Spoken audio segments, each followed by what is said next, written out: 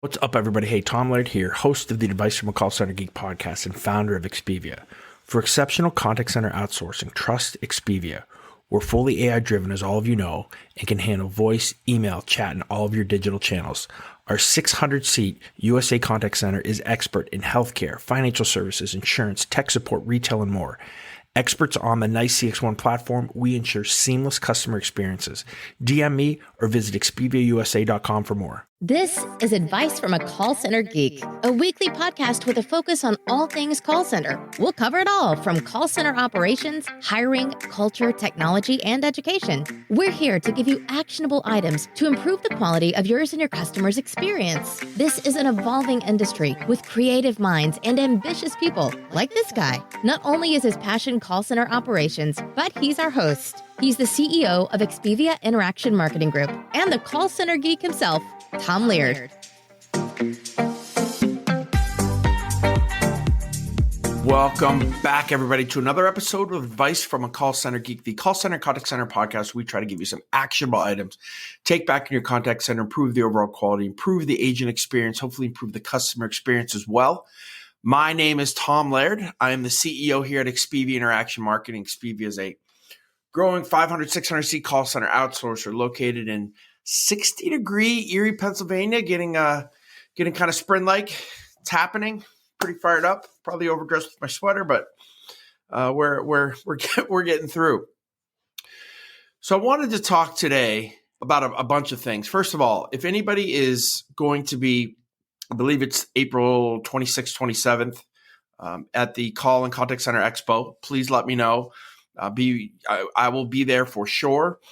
In fact, if you need a ticket, I have about another 40 free tickets that I can give out. Just shoot me a DM on LinkedIn.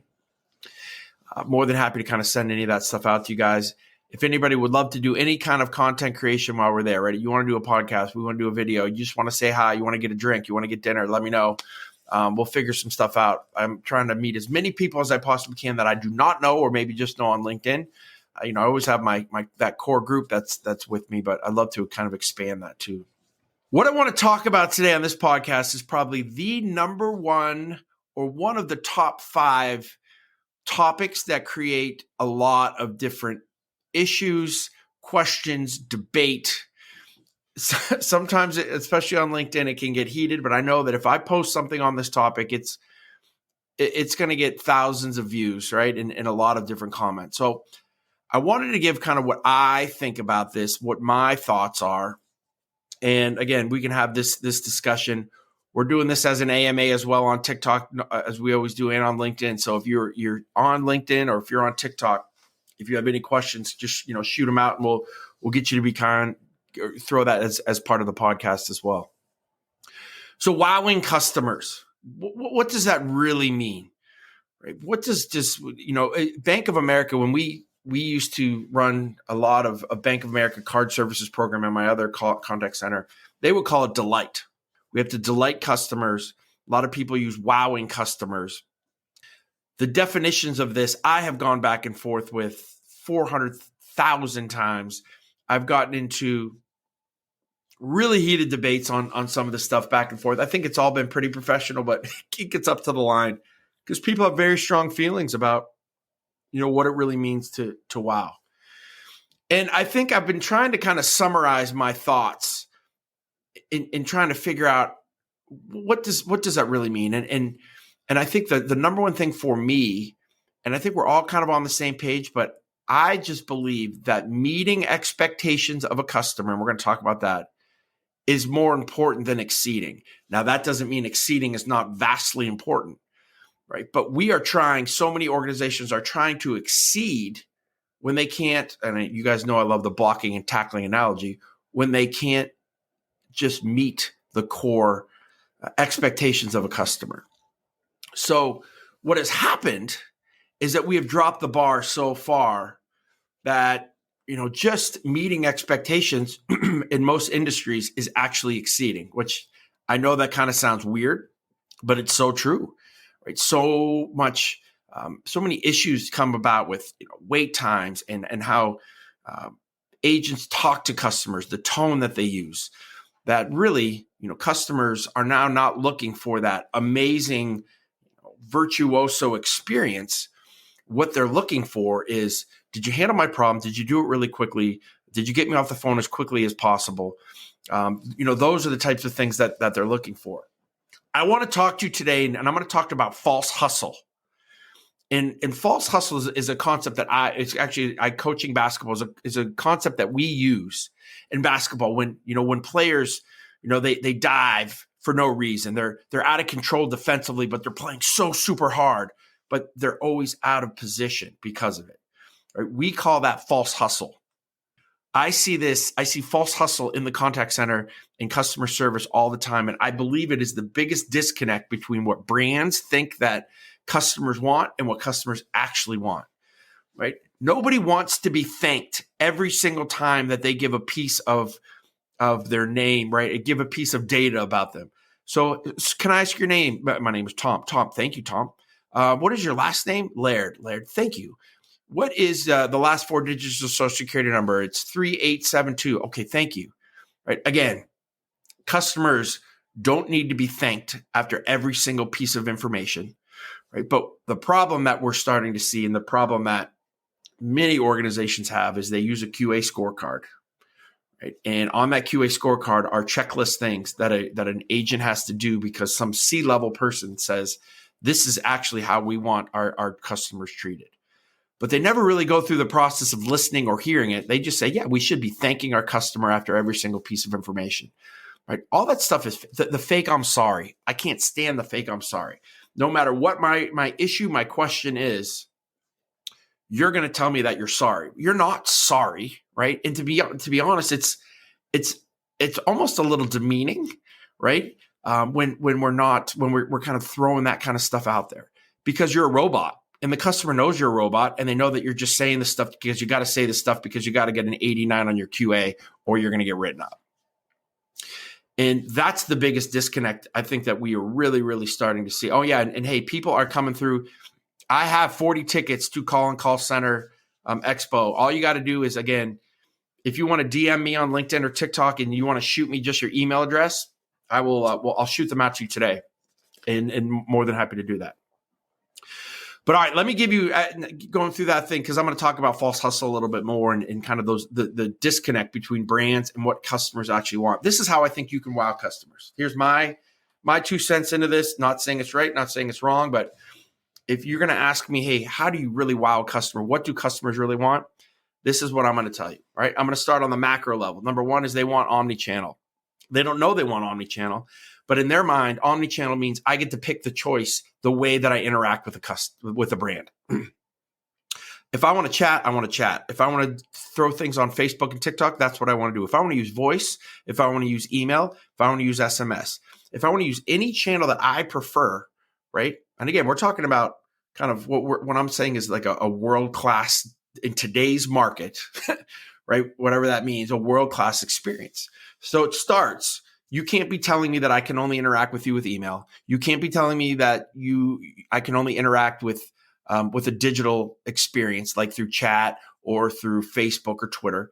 If you're dictating how I'm going to measure you, you're already done, right? With the whole wowing experience, because no matter what happens there, right? You've not put in the time or the effort, right? Or the financial aspect of this to really start on the right foot with what a customer wants. So that's the first piece, right? Got to do that. Number two is quick response times. Now, quick response times can mean different things for different industries, right? And this is where we get to what the heck is really wowing, right? If I'm calling the Ritz-Carlton, I'm expecting that phone to be picked up in 1 or 2 or 3 rings. If I am calling an airline, if I'm calling a internet company or a cable company, my expectation might be under 3 minutes. So again, that's where we kind of get to the point of, all right, what is that industry average? What are the core companies in my industry? What are they doing? And I'm trying to exceed that, right? That's where everybody's kind of head is. I think where we're a little bit different in kind of some of the thought process. You can't tell me because it's impossible, right? We want a airline, we want, Expivia.com or any of these guys to answer our call within 30 seconds or less. A lot of them, there's just so much volume.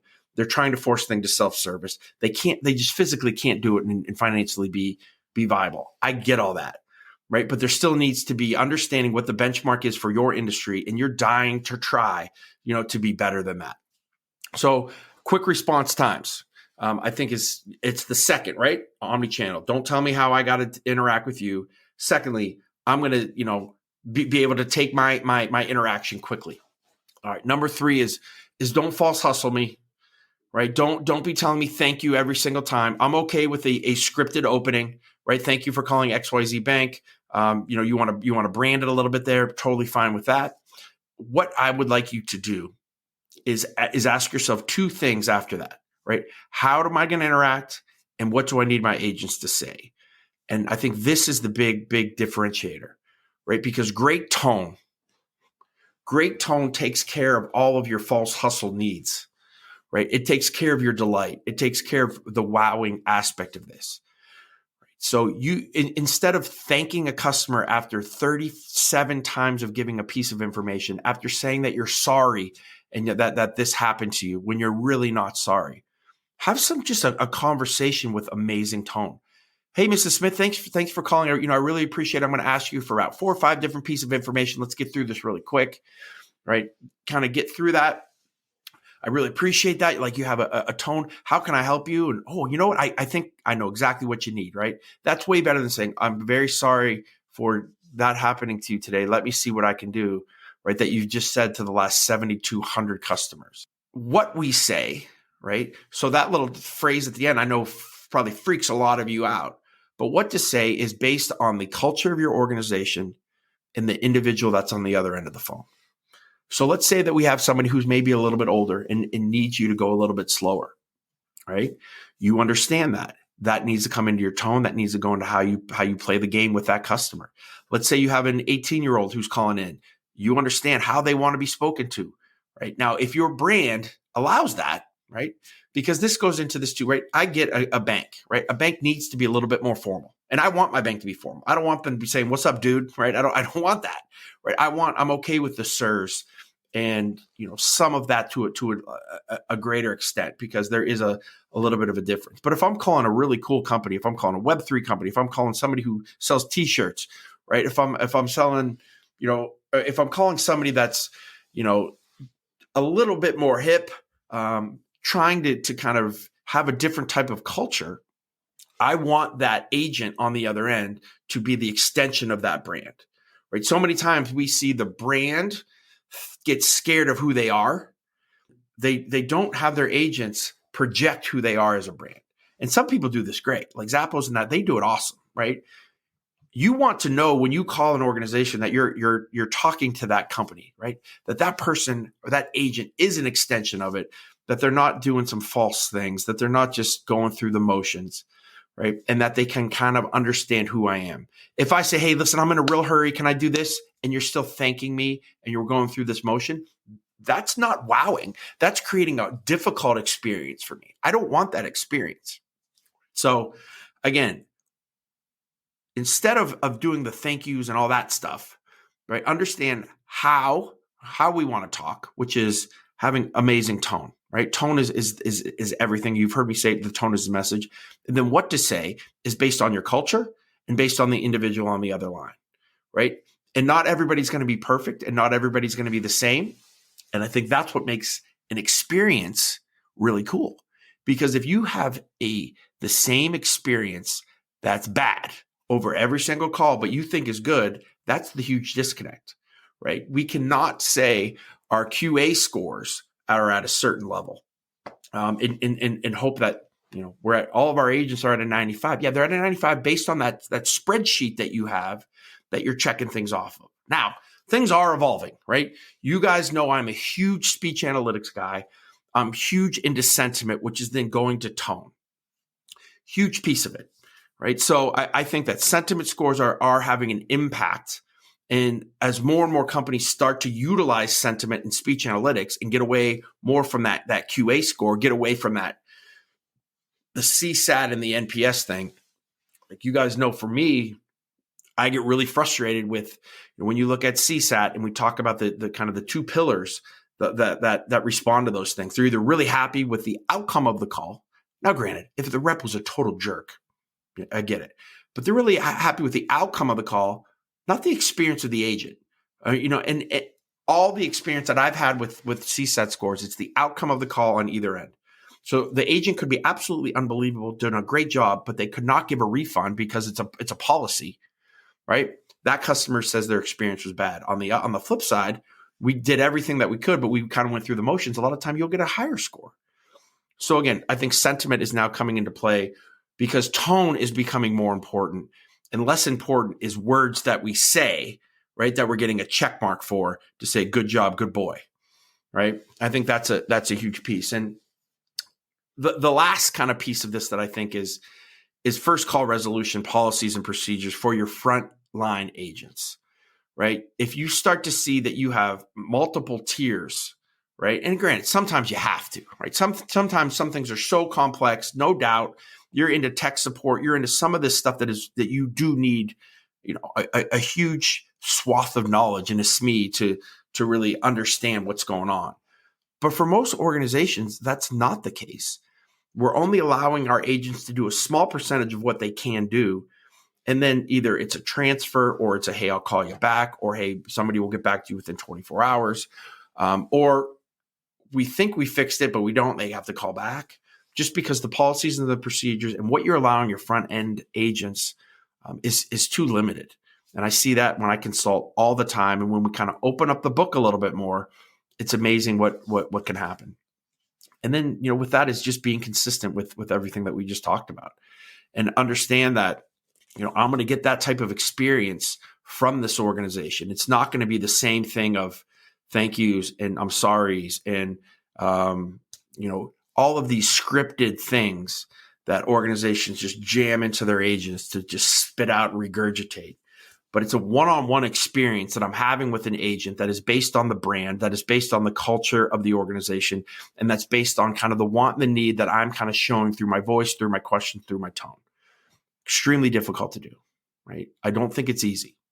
It's extremely difficult, and that's why nobody really does it, right? They stay to QA, they stay to having these, we're not scripted, right? But you kind of are, because you're telling you and dictating to your agents kind of what they should be saying during certain instances. So I think, the false hustle piece is a huge, huge piece of what is happening in the industry and what is wrong, right? And I think we're going to get better. I think we're getting better because sentiment and having the systems kind of score what is being said is going to be much more important than having that human being check a list off of, specific things that we heard on the call that our C-level people say that we have to say. And I think doing this is a lot more fun, right? Because number one, it creates a little bit of freedom for the individual, as long as they're staying kind of within the culture voice, to be the individual, right? You're not creating robots, right? Human robots that are just kind of dictating all of these things out there. So again, I think that's what I would say is wowing today, right? Every level is different, right? It's not about service level. It's not about, just having this conversations with our customers that they act like they're our friends. Like there's all this kind of skewed, what is wowing, what is having a great experience on the call. And again, for me, that's kind of what it is. So again, sum up, don't tell me how I got to talk to you. Give me a variety of options. Answer my call quickly based on how your industry works.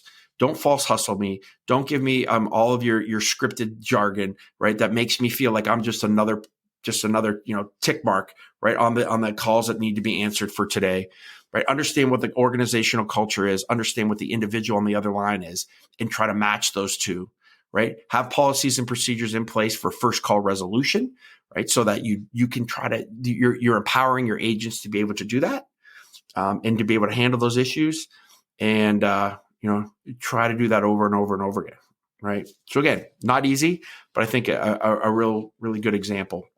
Really need AI to know if. So again, just a couple of things on TikTok. So Brent, you say really need to know if info is accurate or not, though. Really need to know AI. Really need AI to know if info is accurate or not, though. Yeah, I mean, I'm still having the human being kind of take that that in, right? We'll get to the point of AI, and you guys have, I've talked a lot about that, but just talking about the individual contact center experience, how can we be different than the robots, right? How can we save jobs? How can we create experiences that are like this, that are not robotic? So many organizations choose the robotic way of doing things instead of the human being, the human aspect of it, right? Again, with talking about that the false hustle, talking about scripted things that you have to say. We're turning our agents into robots, and maybe we're training customers because the AI will be able to take over very quickly. But for me, I think if we can create more individual experiences, right? Have actual human conversations, understand the culture, understand the tone, understand those types of things. And then having a really good active listening with the customer on the other end. And what do they want? Do they just want to get off the phone as quickly as humanly possible? Do they maybe want to have a conversation? Do I need to slow down for them? What is on the other end that I can make their experience individualized? So again, instead of me dictating, I think the customers or the brands dictate how the experience should go. I think it should be the customer that is dictating how the experience should go. And that's the big shift. And I think one of the reasons that things aren't great, because again, we tell customers, this is how your experience will be, when customers might not want that. Not all of them do. And we have to change for the actual customer, right? To make sure that their experience is what they want, not what we want. And again, that goes kind of like with that omni-channel thing, right? Not telling them they have to be here, but having them tell us, hey, this is how I want to interact. So giving your customer kind of more of a say in the service model instead of you dictating how the service model will be, I think is a huge way how you can wow customers, create really cool experiences, and be unique in your industry or your niche compared to kind of what other people are doing with being petrified of what a contact center agent is going to say. And so again, while it's not scripted, nobody's really scripted anymore, maybe other than a disclosure. They still, are checking boxes out from a QA standpoint to make sure that we're staying on the same page. So that's what I got for you guys today. I did post that on LinkedIn. We went back and forth with it with a ton of different comments. I never really got a chance to post what I thought, wowing is. So I wanted to do a full podcast, and then I'll create a bunch of videos here too that I'm sure hopefully we'll spark some more conversation. Hopefully can change, some of the things that we're doing, or at least get people to think in different brands and different organizations that maybe are a little bit more forward thinking, maybe a little less conservative, and allow real agent experiences to happen for the customer, where they can kind of dictate how the service model goes. Any other questions that you guys have? And I see there are some things on TikTok. I'm sorry that the call center was your worst career choice. Kids go somewhere else. I think that's a bad experience. I would not say that that's what I would hope that my agents would say, or a lot of agents would say. But I understand that there's a lot of, it's a tough job, and there's a lot of places that aren't great. And again, I think that's why we do the podcast, and that's why we create all this content, to try to make things a little bit different, try to improve what the overall view is, and change the mindset a little bit. Obviously, from a lot of the comments I get on TikTok, that's probably not really happening, especially when we talk about wages or agent engagement or those kind of things. But overall, at least I'm trying. So Rich, he asked a question: how do you prepare for call center audits? So what type of audit? Are you talking like a PCI audit? Are you talking about when your QA gets audited? Are you talking about, there's a ton of different kind of things, banks will come in and audit us for security aspects. Can you be a little bit more specific there if you can, and, see if I can, we've been through so many different types of, the security audits have been, since COVID, have been a huge thing as well. Here's a question on TikTok. Let me throw you up here. This topic came up with a friend of mine who uses wow experiences in bio. I asked, how do you measure that? His answer to that is, if you can get the customer to say anything close to the word wow when responding to the experience, that representative is providing a place to start. I guess the point is, it's easy to measure if somebody says wow, but it's not easy to say, how did we get to that point? And a lot of people are, that's the struggle, right? The struggle is, again, what constitutes a wow, and how do you get there? Right? And for so many organizations, they think that wowing a customer is saying those scripted things and doing those things on a consistent level. And maybe for them, they're feeling good about that because they do have okay CSAT and they're good. But I don't think that is the way to really, really, really, I don't know, find some amazing, thing that a customer's really going to go out and talk to, like NPS says they will, right? They'll go on social media and say, hey, I had this. I think if I have a cool experience with a customer service agent that helps me, we're having a human conversation. He's laughing and we're having that really good back and forth. I think that's the huge kind of the building rapport aspect. But I don't think you can get that if you're holding me off by two hands by kind of just lying and saying that you're sorry for things and that you're so thankful that I'm giving you my last name. For me, it's a waste of time. And I guarantee your handle time and all that things are a little bit longer. And I think it can be a little frustrating. So I have on TikTok, jobs and call centers should be handled by AI. AI won't need therapy after years of constant verbal abuse. Yeah. And some of these jobs are extremely difficult. I think they can be handled. It definitely takes a certain individual to do it. I think AI will take over some of those very difficult type of situations. But again, I think we're not human beings on both ends of the phone, right? A lot of customers come in and they call, right, like ready to go. And when we just give them the same type of experience that we just gave to somebody who had a really good experience, right? They don't match, right? We're not really listening to that customer right away from their need, right? We're just trying to pigeon them into this is how we answer these calls. And if we can talk some of those things through ahead of time, if we can be more human, I think a lot of that difficult customer experiences can go away. Listen, a really, really great customer service agent, and I have them here. They're absolutely phenomenal. They will turn, and you can see the live sentiment scores where a customer will come in at like just red hot, right? And through the call, right? And I should probably put it this way, red hot, and then they start to go down, right? Their negative sentiment goes down. And by the end of the call, it's a positive sentiment call for the brand. And again, not everybody can do that, right? But the really good customer experience, the customer service representatives that can, they're gold, right? And they should be paid a decent wage, and they should be paid more because they do handle things. So listen, I understand, I hear you. But I think that there's more that managers and C-level people can do to support that. And we don't, right? We don't. We just say, answer the calls like this. I need your QA score to be here. If you had a rough call, go have a cigarette, right? Instead of really kind of going through how we can make the experience for the agent and the customer better. So then the question is, how much of that is training and how much is innate talent? Love that question. So it's culture, number one, right? And now you're talking kind of wheelhouse stuff. And if people have listened to me, are going to probably tune out now because I've talked about it so much. But from an innate talent standpoint, right, you have to have your contact center, have to have the culture defined. So like for us at Expivia, we say a sunshine attitude with an entrepreneurial mindset. That boils down to attitude and effort. We're hiring, incenting, promoting off of attitude and effort.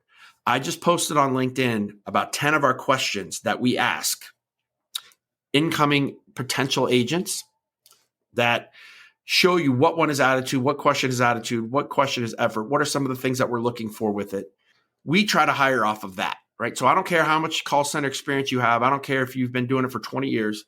If you don't match what we want, then we're not going to bring you on. And then there is a huge piece of it that is training. But we can train this at any point, but you have to have kind of the right, the right starting point for it. Somebody that will be into it. And I think, a lot of times we're just in the call center space, we got to have 50 people. We got to get them in quick, and they're just not really good fits for that type of role or that type of job. And again, we have huge issues. So if you don't have your culture defined, you're going to make huge mistakes. If you have your culture defined, you're going to make less mistakes. You'll still make them, but make less mistakes. And then training training will be really important. Nobody works in a call center for 20 years. It's not true at all. I mean, maybe not on the phone, right? But I think I have people here that have been in the industry 25, 30 years. They've been on the phone for 10, 15, became supervisors, became, head of a production shift, became head of QA. They're in client services, they're in financial control.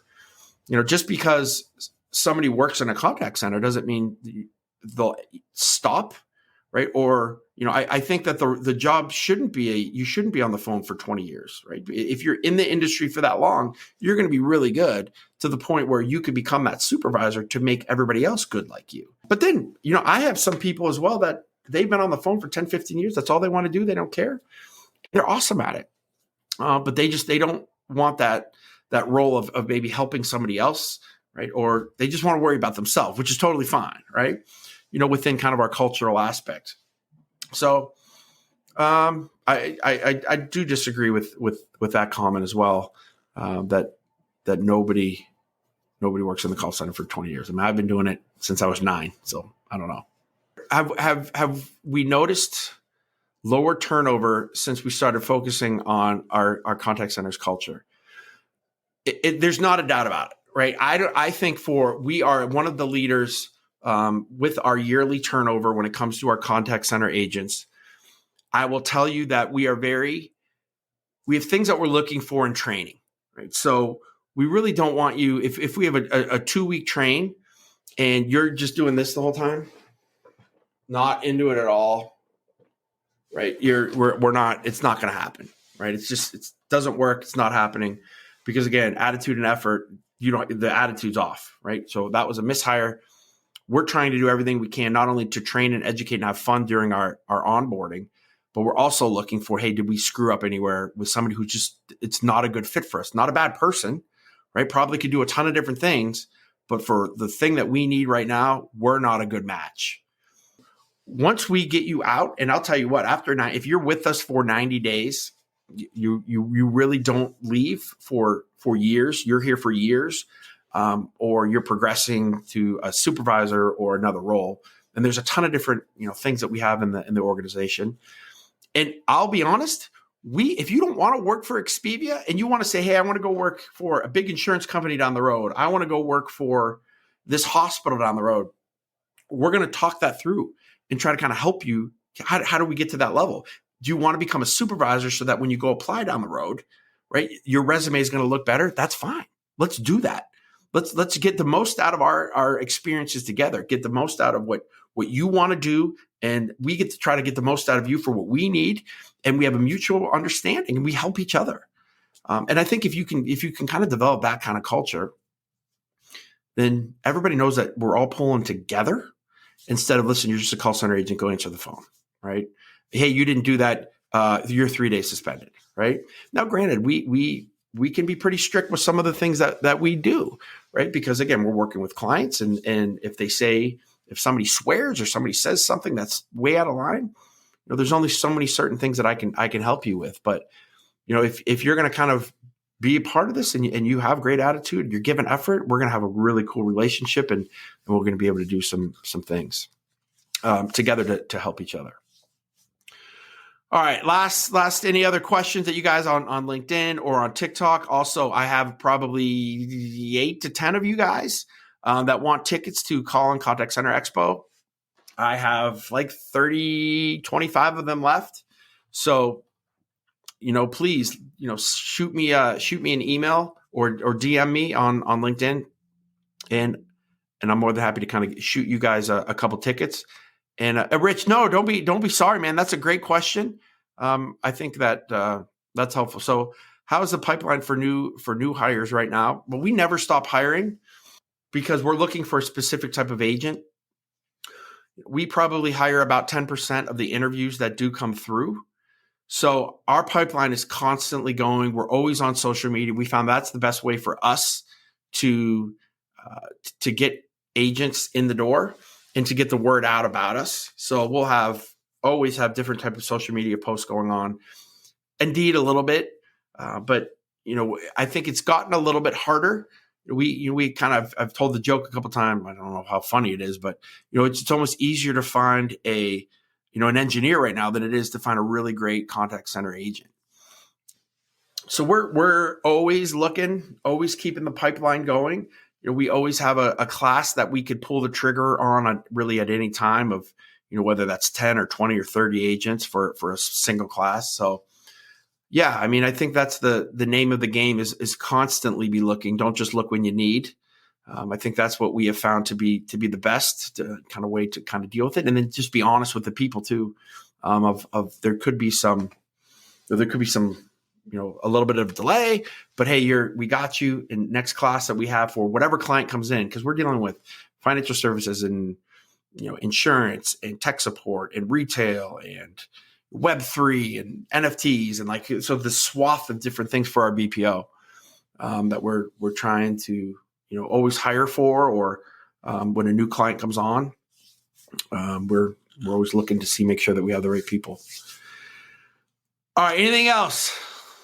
Going once, going twice. Thank you guys for everybody who was here on LinkedIn. Thank you guys for TikTok. You guys make this so much fun.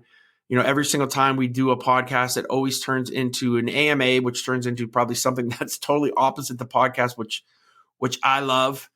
And I think, I'm here to, again, try to help as much as I possibly can with any of you that are out there, that are in the call center space, that are a supervisor, that are even an agent, or so many of you guys have come to me like, they just handed me this call center. I've never done this. I have 35 agents, and where do I start? And again, push it to the podcast first.